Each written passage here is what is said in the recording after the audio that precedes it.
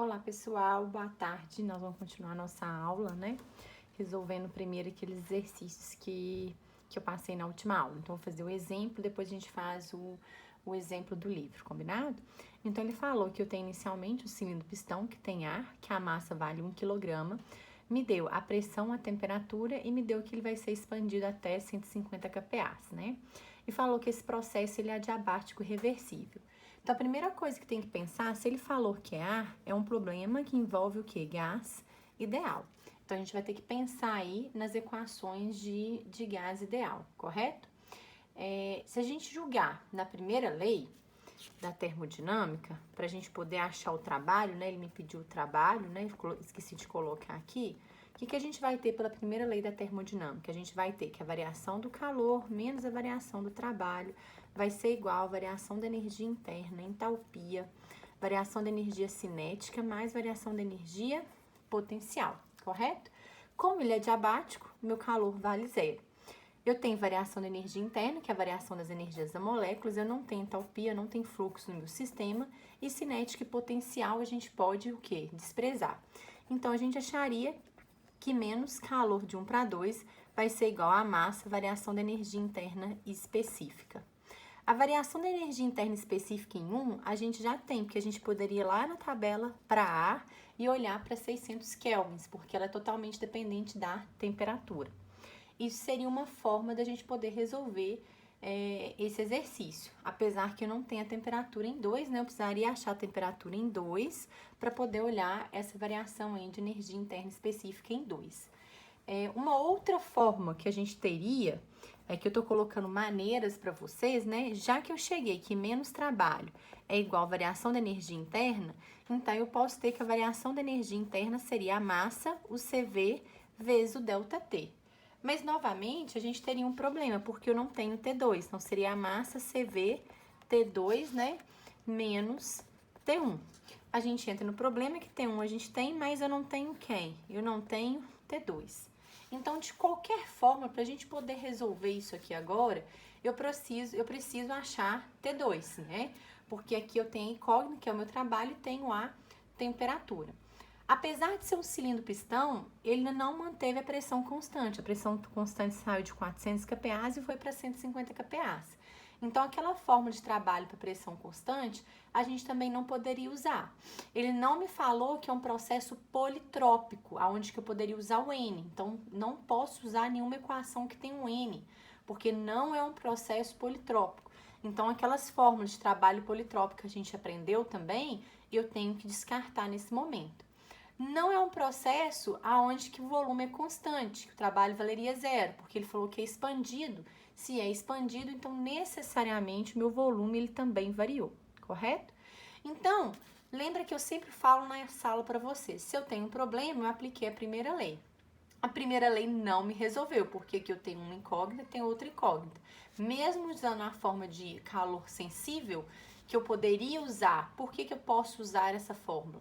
Porque eu estou trabalhando com gás ideal, então eu tenho certeza absoluta que no meu estado inicial o ar vai ser gás e no estado final o ar também vai estar na fase gasosa, então eu poderia usar aí o calor sensível sem problema. Mas aqui eu tenho essa incógnita e tenho essa incógnita, então a gente também não consegue resolver o problema. Então, se eu apliquei a primeira lei e não deu certo, provavelmente a gente vai aplicar quem? Então, a segunda lei. A segunda lei até então que a gente viu que a variação de entropia é igual à variação de um calor de 1 para 2 sobre a temperatura. Isso aqui para um processo que ele é reversível. Se ele é adiabático, então isso aqui vale zero. Então, a gente vai ter que o meu ΔS do meu sistema vale zero. Esse processo vai ser um processo isoentrópico, né? Em que a entropia ela vai ser igual, correto? Se é um processo isentrópico, então, a gente vai lembrar das equações que a gente aprendeu. Uma delas foi ΔS é igual a ΔS padrão, né? Menos RLN de P2 sobre P1. E aí, eu sei que a variação de entropia vale zero. Então, a gente vai ter que zero vai ser a variação de entropia padrão em 2, menos a variação de entropia, né, padrão em 1, que a temperatura aqui vale 600 kelvins, menos o R, Ln de P2 sobre P1. Se a gente olhar na tabela para o ar, a gente vai achar essa variação de entropia aqui, que vale 600 kelvins. Então, vou pegar aqui para vocês verem, ó. Vamos lá, tô considerando aqui, ó, ar. Vou lá para 600 kelvins e vou pegar esse valor aqui, ó, da entropia padrão 1, correto? Então, vou escrever ele aqui. Então, a gente vai ter que 0 vai ser igual a variação de entropia padrão 2, né, no estado 2, que é o que eu quero saber, menos esse valor que eu peguei na tabela, que é 7,56638, menos o R, que a gente olha na tabela também, que é 0,287, Ln das minhas pressões, que é 150 dividido por 400 kPas. Correto? Vou pôr aqui para vocês verem melhor. E aí, a gente resolvendo a entropia padrão 2, a gente vai achar o valor de 7,2949. Esse foi o valor que eu achei, depois vocês dão uma conferida, correto? E se eu tenho esse valor, então, eu posso interpolar agora para achar a temperatura. Então, eu vou procurar aqui, ó, 0,2948, 7,2948. 7,2948 vai ter entre essas duas temperaturas. Então, eu vou vir cá e vou montar a minha interpolação, que vai ser para a temperatura de 440 para a temperatura de 460, correto? E aqui eu vou achar o meu T2. Para 440, a gente tem que a entropia padrão, ela vale 725,676. O outro, para 660, ela vale 7,30142. O valor que a gente tem é 729,49, né? Que é esse valor aqui que a gente achou, correto? Então, montando essa interpolação, resolvendo aí T2, a gente acha que T2 dá aproximadamente 456 kelvins, né? Então, com essa temperatura, eu poderia vir cá na fórmula, já substituir direto. Eu tenho a massa que é 1 CV tabelado, vocês achariam aí o trabalho específico. Isso seria um caminho da gente poder fazer. Um outro caminho que a gente também poderia fazer é montar a interpolação, que aí seria o segundo modo, né, de resolver esse problema. Só ajeitar aqui. Seria o segundo modo, né, que a gente poderia resolver esse problema. Estou mostrando opções que a gente poderia resolver. Eu poderia interpolar para achar o 2. Então, a gente vai ter que para o 2, eu tenho 700, quanto é o valor que a gente achou aqui? 457, né? Então, aqui vai ser 457 kelvins. Eu tenho aqui em cima 440 e 460 kelvins. Eu interpolo para eu achar essa energia interna. Aqui vale 315,54 e embaixo vale 330,31, né? Para 460, correto? Resolvendo essa interpolação, eu acho 2. O valor de 2 que eu resolvi na minha interpolação foi 328,14 kJ por quilograma, né? E aí eu posso julgar na forma de trabalho, que é a massa, o 2 menos o 1, tá? Aí a gente vai ter que a massa vale 1, o 2 vale 329,14.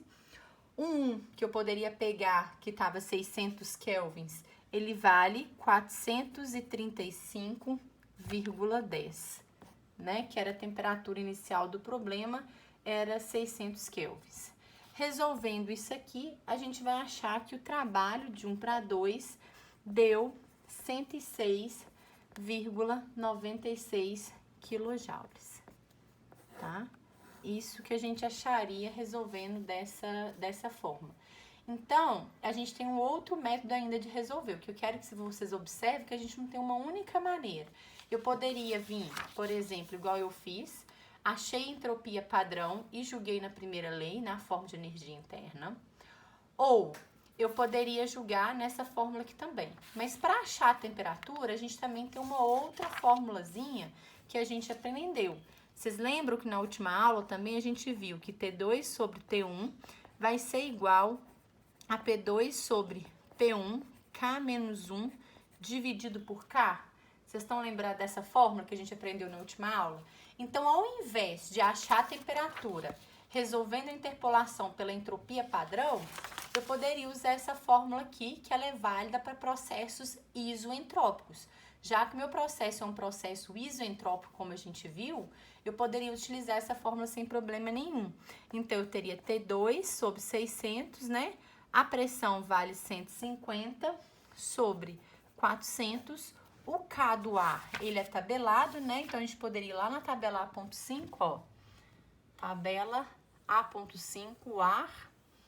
Vou pegar esse valor de K que vale 1,4, né? Então, aqui eu teria 1,4 menos 1 dividido por 1,4. Isso aqui seria uma outra forma também para a gente achar aí a temperatura. Aqui é um outro modo para a gente achar o trabalho, mostrando outras maneiras para vocês. Vou resolver isso aqui rapidinho, porque isso aqui eu não tinha resolvido ainda, porque eu fiz pelo outro método, tá? Então, só um instantinho, que eu vou resolver isso aqui para vocês. Vamos ver quanto que vai dar aqui. O meu T2 aqui, eu achei 453,37 kelvins, né? Eu poderia achar esse T2 e com esse T2 eu poderia interpolar, né? E achar o 2, ou eu poderia ir já na forma de calor sensível que a gente viu que era MCV delta T. Ah, Sabrina, mas teve uma diferença de resultado. Por esse método aqui, a gente achou 453,37. Por esse método aqui, a gente achou a temperatura de 457. Então, a gente tem uma diferença aí de aproximadamente 4 graus, né? 4 kelvins. Por que isso acontece, pessoal? Porque a gente viu que o método mais exato é eu indo pela entropia padrão. Então, não interessa, todos os dois métodos eles estão corretos, mas se eu quiser que meu resultado tenha uma certa exatidão, eu teria que optar por esse método, que é o método que a resposta vai estar mais exata. Todos eles estão corretos, mas mais exato estaria por esse método aqui. Essa diferença se dá pelo seguinte: o K, a gente não viu que ele é CV sobre CP? E aqui a gente considerou o CV como CP constante. Então, essa pequena diferença se deve a isso, que eu considerei CV o CP constante, mas vocês observam que os valores estariam aproximados. Então, assim, quanto mais longe a temperatura estiver de 25 graus, maior vai ser a diferença que eu vou ter. Não que este esteja errado, ambos estão corretos, só que o primeiro modo que a gente fez me dava uma maior exatidão, correto? É isso aí, pessoal, daqui a pouquinho eu vou resolver o outro para vocês. Um abraço!